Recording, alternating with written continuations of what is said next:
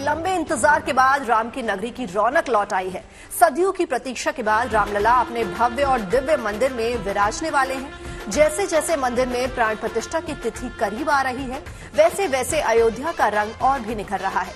अयोध्या की गलियां राम की धुन में मग्न है। चौराहों से लेकर सरयू के तट तक रामलला के मंदिर में पधारने की प्रतीक्षा कर रहे हैं।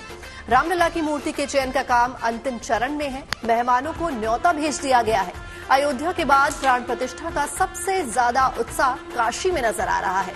प्राण प्रतिष्ठा के दिन काशी में भव्य दीपोत्सव की तैयारियां हैं। काशी की गलियों को सजाने की योजना की गई है। अयोध्या के नए मंदिर में रामलला की प्रतिमा की प्राण प्रतिष्ठा के समारोह में भोले बाबा की नगरी काशी से भी साधु संत और जानी मानी हस्तियां शामिल होने वाली हैं। सिर्फ इतना ही नहीं, प्राण प्रतिष्ठा के अवसर पर वाराणसी में भी उत्सव का माहौल रहेगा। काशी में एक बार फिर से दिवाली मनाई जाएगी।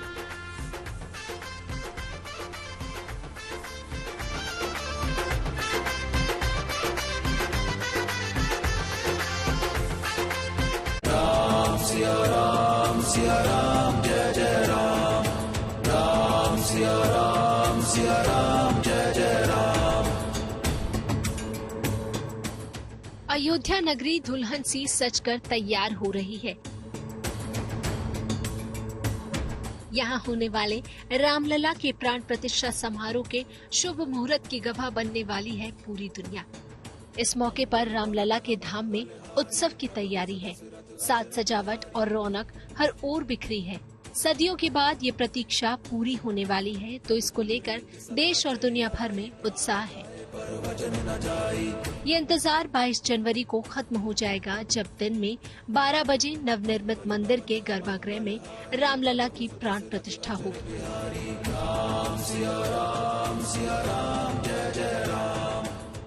मौका अयोध्यापुरी में रामलला की प्रतिमा की प्राण प्रतिष्ठा का है, तो प्रभु राम को अपना आराध्य मानने वाले शिव की नगरी काशी आखिर कैसे पीछे रह सकती है।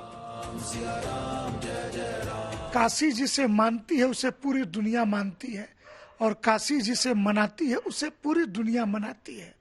और हो क्यों न, काशी के ही जनप्रतिनिधि, लोकतंत्र में जनप्रतिनिधि का अपना एक महत्व है, और संयोग से वो काशी के सांसद हैं, परंतु देश के प्रधानमंत्री हैं।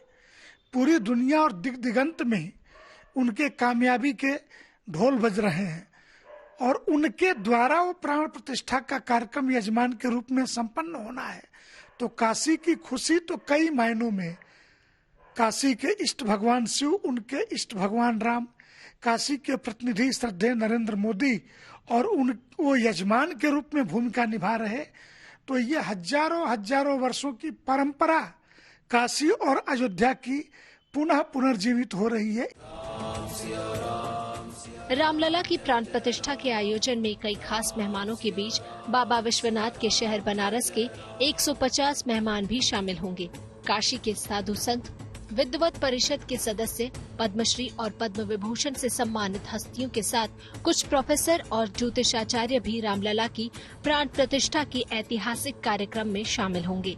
प्राण प्रतिष्ठा कार्यक्रम में आने वाले मेहमानों को निमंत्रण भेजने का काम राम मंदिर ट्रस्ट ने शुरू कर दिया है। राम जन्मभूमि आंदोलन के एक महत्वपूर्ण केंद्र के रूप में शुरू से रहा है, और किसे अच्छा नहीं लगता कि जो सपना देखे, सपना बुने और वो साकार हो जाए। तो आज हमारी पीढ़ी की आंखों के सामने सुप्रीम कोर्ट के फैसले के बाद श्री राम जन्मभूमि पर मंदिर निर्माण हो रहा, और 22 जनवरी 2024 को इस पर मंदिर की प्राण प्रतिष्ठा पूर्ण हो जाएगी। रामलला की प्राण प्रतिष्ठा का उत्सव काशी में भी जोरों शोरों से मनाया जाएगा। काशी में यूं तो हर साल 2 बार दीपावली मनाई जाती है, एक सामान्य दीपावली और एक देव दीपावली। लेकिन इस बार रामलला की प्राण प्रतिष्ठा के अवसर पर भी यहाँ लोग दीपावली मनाएंगे। यह अपील साधु संतों की ओर से की जा रही है। मेरी अपील है पूरे देश भर से और काशी से कि जब काशी के आराध्य और इष्ट बाबा विश्वनाथ और उनके इष्ट भगवान राम वो अपनी जन्मभूमि पर गाजे बाजे के साथ अपने मंदिर में विराजें, तो काशी दीपावली मनाए। क्योंकि कहते हैं ना कि काशी जिसे मानती है उसे पूरी दुनिया मानती है, और काशी जिसे मनाती है उसे पूरी दुनिया मनाती है। 500 साल बाद शुभ घड़ी आई है तो प्राण प्रतिष्ठा समारोह को ऐतिहासिक बनाने के लिए अयोध्या में राम मंदिर निर्माण का काम फुल रफ्तार में चल रहा है। राम मंदिर के ग्राउंड फ्लोर पर फिनिशिंग का काम जोरों शोरों से हो रहा है, तो साथ ही साथ दूसरी तैयारियां भी युद्ध स्तर पर चल रही हैं। तो राम भक्तों की प्रतीक्षा खत्म होने वाली है। करोड़ों लोगों की आस्था के प्रतीक भगवान श्री राम जब अपने घर में विराजेंगे तो ये पल महाउत्सव का होगा। जाहिर है श्रद्धालुओं में जो उत्साह है इसकी चमक काशी में भी बढ़ चढ़कर दिखेगी। रोशन जायसवाल के साथ Varanasi, good news today. Ramlala की प्राण प्रतिष्ठा की तैयारियों के बीच अयोध्या नगरी में आने वाले समय में सफर सुगम और आसान बनने के भी इंतजाम हो रहे हैं।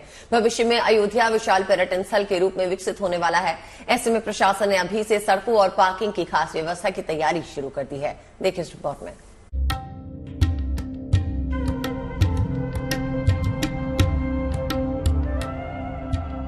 राम मंदिर के निर्माण के साथ ही रामनगरी अयोध्या का भी कायाकल्प हो रहा है। जनवरी में नए मंदिर के गर्भगृह में रामलला की प्राण प्रतिष्ठा के साथ ही अयोध्या में श्रद्धा का सैलाब उफान पर होगा।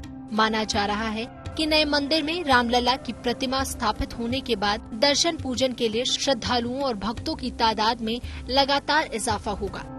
ऐसे हालात में अयोध्या नगरी में आवाजाही तेजी से बढ़ेगी, लिहाजा लोगों को आने जाने में असुविधा न हो, इसके लिए अब फुल प्रूफ प्लान तैयार कर लिया गया है। इसके तहत अयोध्या में नए रिंग रोड बनाए जा रहे हैं ताकि शहर में ट्रैफिक जैम की समस्या न हो। रोड जो NHAI बनाएगी उसका 67.5 किलोमीटर का लंबाई होगा, दोनों बोथ साइड में है। और इसके लिए हम लोगों ने लैंड एक्विजिशन पूरा नोटिफिकेशन हम लोगों ने कंप्लीट कर लिया है और 85% किसानों को डिसबर्समेंट भी हो गया है, फंड ट्रांसफर भी हो गया है और पोजीशन भी हम लोग ले रहे हैं। तो इसमें काम जल्दी ही स्टार्ट होगा। जैसे DPR स्वीकृत होगा NHAI का, उसके बाद काम हम लोग स्टार्ट होगा। नए रिंग रोड के लिए अयोध्या के 36, गोंडा के 11 और बस्ती जिले के 13 गांवों की जमीन ली गई है। रिंग रोड के निर्माण पर करीब 3,935 करोड़ की लागत आएगी। वहीं गुप्तार घाट से नया घाट तक 4 लेन वाले लक्ष्मण पथ का निर्माण भी किया जा रहा है। लक्ष्मण पथ के जरिए मर्यादा पुरुषोत्तम श्री राम जन्मभूमि और उनके जल समाधि स्थल को जोड़ा जाएगा। लक्ष्मण पथ पर लगभग 200 करोड़ रुपए की लागत आएगी। जो साकेत सदन है उससे हम उसको गुप्तार घाट को जो है रोड उसका एक कनेक्ट करेंगे। एक रोड हम और भी बनाएंगे जो कि उदया से लेके गुप्तार घाट को कनेक्ट करेगा। तो एक पूरा ग्रिड पैटर्न बनेगा कि जो आप शहर के जो लोग हैं सीधे गुप्तार घाट तक जा पाएंगे। साथ ही अयोध्या प्रशासन 14 कोसी और पंचकोशी परिक्रमा मार्ग को भी चौड़ा करने की तैयारी में है। इन क्षेत्रों में 3 अलग अलग विशाल पार्किंग बनाने की भी योजना है ताकि अयोध्या में आने जाने वाले लोगों को किसी भी तरह की परेशानी न हो और लोग सुगम तरीके से रामलला के दर्शन पूजन कर सके, रामनगरी में तीर्थाटन कर सके। बनबीर सिंह के साथ bureau report, Ayodhya, good news today. Ayodhya में दशरथ नंदन राम आने वाले हैं। जब राम आएंगे तो बड़ी संख्या में राम भक्त भी आएंगे। राम भक्तों की सुविधा के लिए अयोध्या में एयरपोर्ट का निर्माण हो चुका है और आज हम आपको दिखाएंगे अयोध्या के मर्यादा पुरुषोत्तम श्री राम एयरपोर्ट के अंदर की खास तस्वीरें। इस एयरपोर्ट की खासियत ये है कि ये देश दुनिया के बाकी एयरपोर्ट से बिल्कुल अलग होगा। इसे देखकर ऐसा एहसास होगा जैसे राम मंदिर में प्रवेश किया हो, क्योंकि इसकी बनावट और डिजाइन मंदिर की तरह है। जल्द ही इस एयरपोर्ट से उड़ानें शुरू हो जाएंगी। तो आप देख सकते हैं कि किस तरह से इस एयरपोर्ट को तैयार किया गया है। इस एयरपोर्ट के अंदर जब आप घुसेंगे तो आपको लगेगा कि जैसे आप मंदिर के परिसर में ही हैं।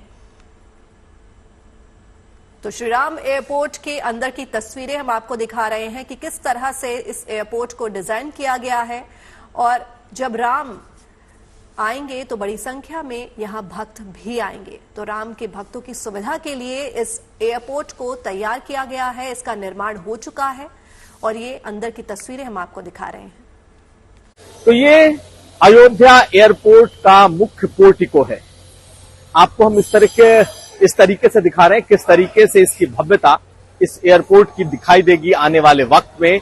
ये आपको यहां पर दिखाई देगा किस तरीके के मेहराब बनाए गए हैं, किस तरीके की कलाकृति है। जब आप इस एयरपोर्ट पर उतरेंगे पूरी तरीके से धर्मनगरी को एहसास कराने की कोशिश है और ये एयरपोर्ट आपको बिल्कुल धर्मनगरी की तरह दिखाई देगा। ये मुख्य दरवाजा है, ये मुख्य एयरपोर्ट का मुख्य द्वार है, जहां से सिक्योरिटी एंट्री है। और अब जब आप एयरपोर्ट के भीतर प्रवेश करेंगे तो उसका दृश्य कुछ इस तरीके का होगा।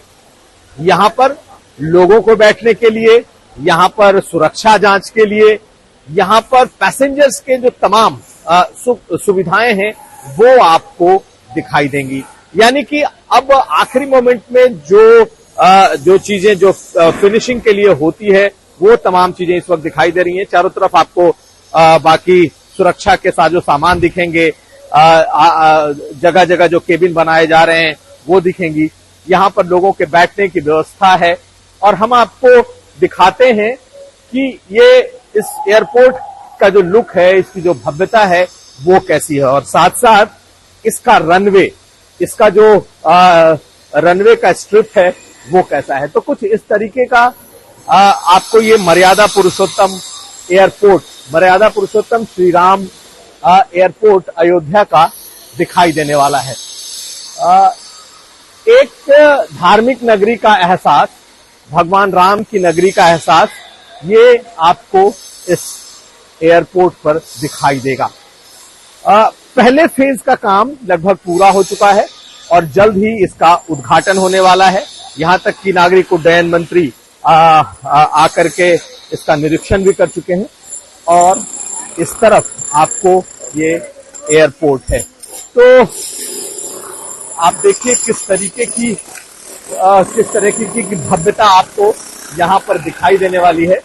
और ये जो एयरपोर्ट की पट्टी होती है जिस पर जहाज उतरेंगे, जिस पर प्लेन उतरेंगे, ये आपको यहां पर दिखाई देगा। तो मंदिर सा एहसास, धर्मनगरी अयोध्या और उसमें श्री राम इंटरनेशनल एयरपोर्ट, कुछ इस तरीके का एहसास 22 जनवरी के पहले जरूर दिखाई देगा जब रामलला नए भव्य राम मंदिर में प्रवेश करेंगे।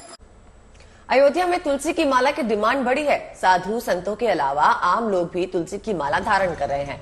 युवाओं में भी तुलसी की माला धारण करने का क्रेज दिखाई दे रहा है।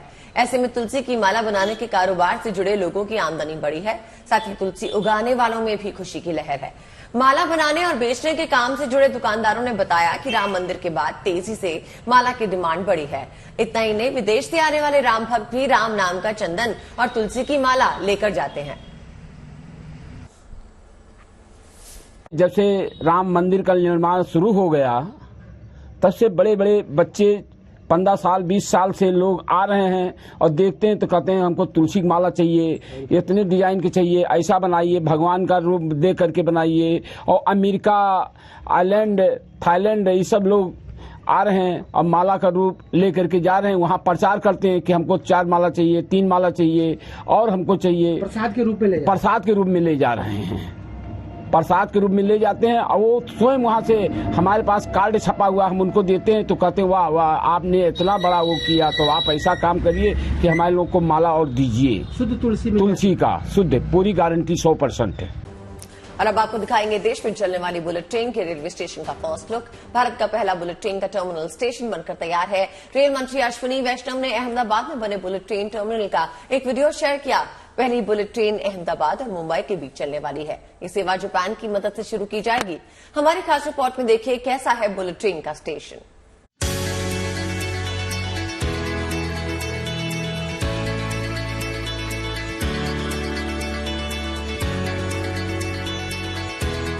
एयरपोर्ट जैसी चकाचक इमारतें, आधुनिकतम सुविधाओं से lace जगमगाता launch,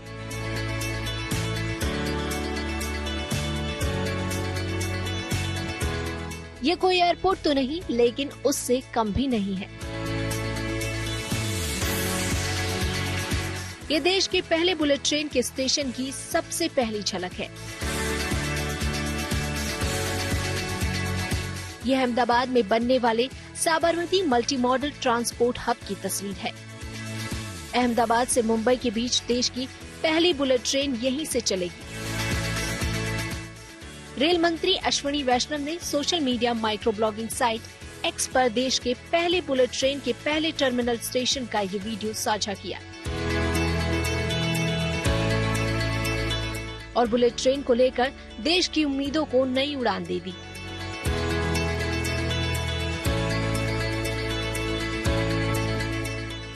Sabarmati multimodal transport hub से केवल बुलेट ट्रेन ही नहीं मिलेगी, बल्कि यहाँ मेट्रो और सामान्य रेल सेवा का भी स्टेशन बनाया जा रहा है।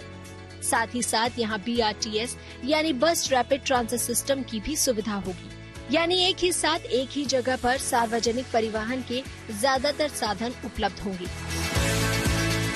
हालांकि सबसे ज्यादा जोर बुलेट ट्रेन की सेवा शुरू करने पर है। आपको बता दें कि देश में पहली बुलेट ट्रेन चलाने के लिए Mumbai Ahmedabad high speed rail corridor पर काफी तेजी से काम चल रहा है। कुछ ही दिनों पहले रेल मंत्री ने एक और वीडियो साझा किया था, जिसमें बुलेट ट्रेन के ट्रैक, खंभों और सुपर स्ट्रक्चर के निर्माण कार्य की प्रगति की झलक पेश की थी। रेल मंत्री के सोशल मीडिया पोस्ट के मुताबिक 21 नवंबर 2023 तक 251 किलोमीटर से ज्यादा तक इसके लिए पिलर खड़े किए जा चुके थे और 100 किलोमीटर से ज्यादा दूरी तक पुल का निर्माण कार्य पूरा हो गया है। माना जा रहा है कि अहमदाबाद और मुंबई के बीच भारत की पहली बुलेट ट्रेन की सेवा 2026 में चालू हो जाएगी। प्रधानमंत्री नरेंद्र मोदी ने 2017 में जापान के तत्कालीन PM शिंजो आबे के साथ मिलकर बुलेट ट्रेन प्रोजेक्ट का शुभारंभ किया था। सरकार समय समय पर इस परियोजना की प्रोग्रेस रिपोर्ट पब्लिक के सामने रख रही है और उम्मीद है तय समय में इसका काम पूरा कर लिया जाएगा। Bureau report, good news today.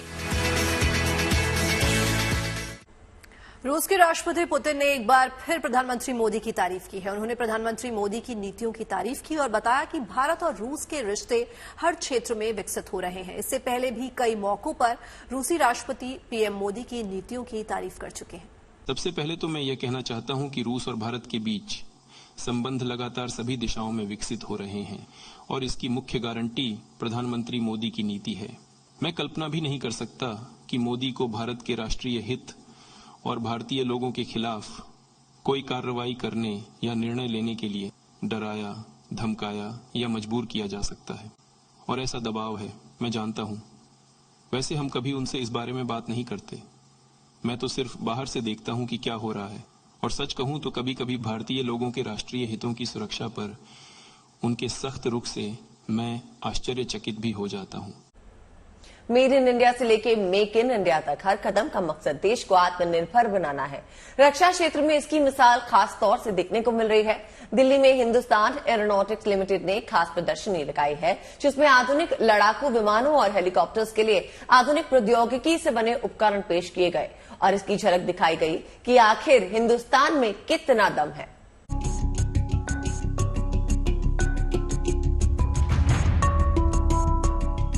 भारतीय सेना में इस्तेमाल होने वाली आधुनिक हेलीकॉप्टरों के मॉडल।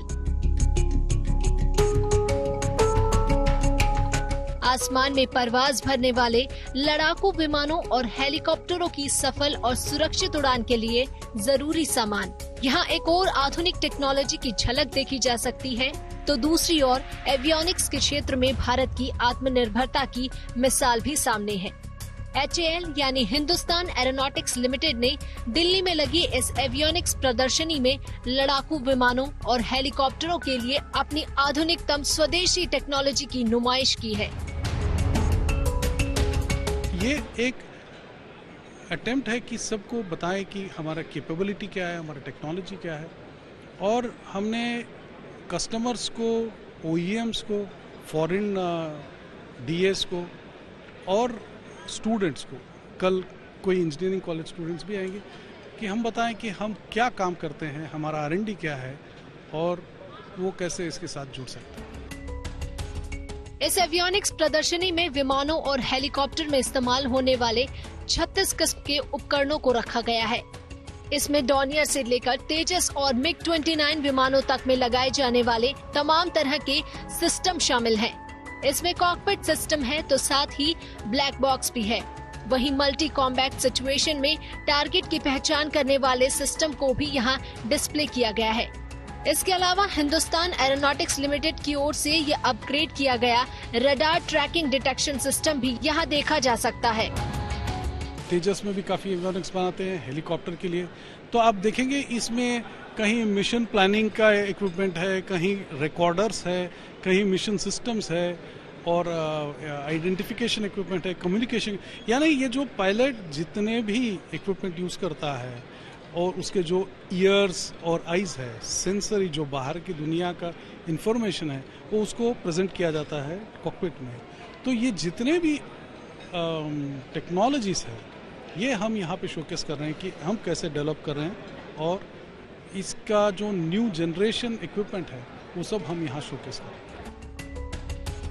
भारतीय सेना के 70% विमानों के निर्माण और रखरखाव की जिम्मेदारी हिंदुस्तान एरोनॉटिक्स लिमिटेड पर है। ऐसे में इस एवियोनिक्स प्रदर्शनी का मकसद ये बताना है कि इस क्षेत्र में देश कितना आत्मनिर्भर हो चुका है और साथ ही साथ दुनिया के देशों को भारतीय टेक्नोलॉजी के इस्तेमाल के लिए आकर्षित करना भी है। HAL ने एवियोनिक एक्सपो के माध्यम से अपनी नवीनतम टेक्नोलॉजी को दुनिया के सामने रखा है और मकसद भी है कि सभी इस भारतीय कंपनी की टेक्नोलॉजी और शक्ति को जान सके। कैमरा पर्सन अंकित सिंह के साथ अनामिका गौर, गुड न्यूज टुडे। और अब बात पहाड़ी इलाकों में बिछी सफेद चादर की। ज्यादातर पहाड़ी इलाकों में बर्फबारियों ने वादियों को खूबसूरत बना दिया है। जम्मू से उत्तराखंड तक पहाड़ियों पर सफेद बर्फ का डेरा है। इतना ही नहीं, पश्चिम बंगाल के हिल स्टेशन दार्जिलिंग में भी बर्फबारी हो रही है। बर्फबारी से दार्जिलिंग का नजारा बेहद मनमोहक हो गया है। दार्जिलिंग में बर्फबारी सैलानियों को अपनी ओर आकर्षित कर रही है। तस्वीरों के माध्यम से आप इस बात का अंदाजा लगा सकते हैं कि पूरा शहर इन दिनों बर्फ के आगोश में आ गया है। हर तरफ सिर्फ बर्फ ही बर्फ है। वहीं देवनगरी उत्तराखंड में भी बर्फबारी ने मंदिरों की सुंदरता को चार चांद लगा दिए हैं। हालात ये है कि केदारनाथ धाम में निर्माण कार्यों में इस्तेमाल होने वाली मशीनें भी बर्फ से ढक चुकी हैं। पानी की टंकी से निकलता पानी जम गया है, लेकिन यहाँ काम में जुटे मजदूरों को हिमपात की परवाह नहीं है। वो लगातार मंदिर तक पहुंचने के हर रास्ते पर पड़ी बर्फ की चट्टानें हटाकर रास्ता बनाने के काम में जुटे हुए हैं।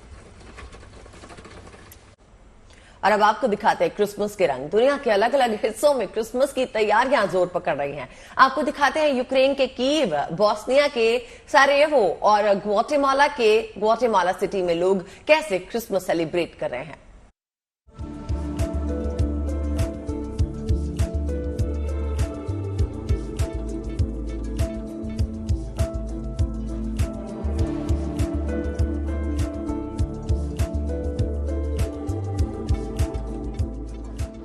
क्रिसमस के त्योहार में अभी 2 हफ्ते से ज्यादा बाकी है, लेकिन इसकी तैयारियां दुनिया भर में चरम पर हैं।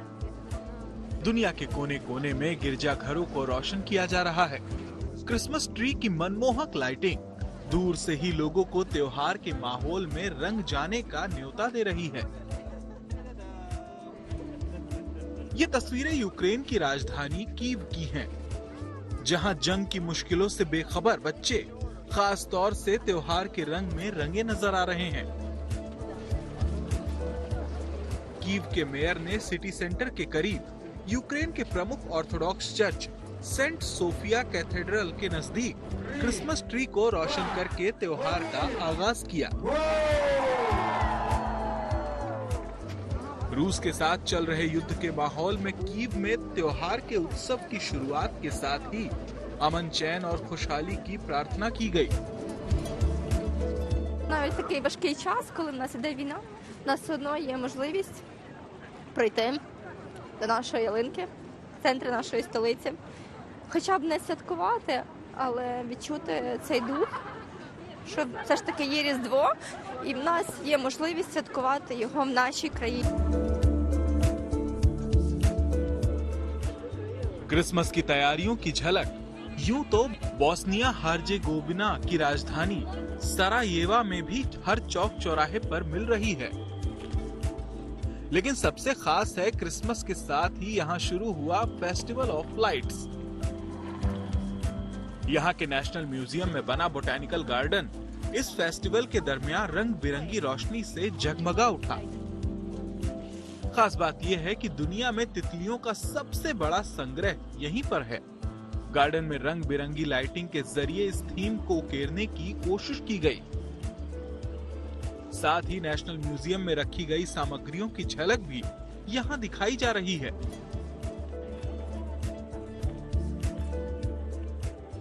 ये फेस्टिवल अगले साल 1 मार्च तक चलेगा और इस दौरान देश विदेश के सैलानियों को यहाँ पर बोस्निया की सांस्कृतिक और प्राकृतिक विरासत से रूबरू होने का मौका मिलेगा।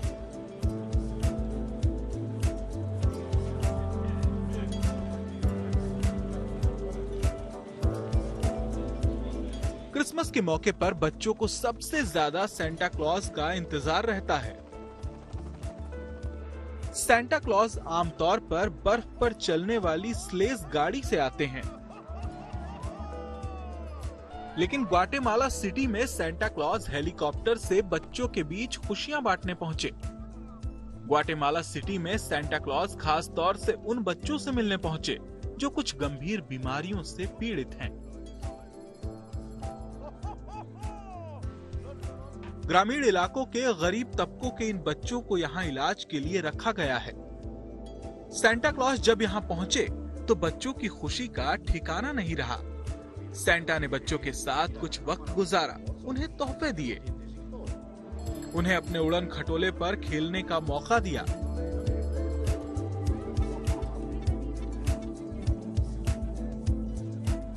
और फिर सबको प्रेम और भाईचारे का संदेश देकर किसी और जगह बच्चों के बीच खुशियां बांटने उड़ चले। Bureau report, good news today.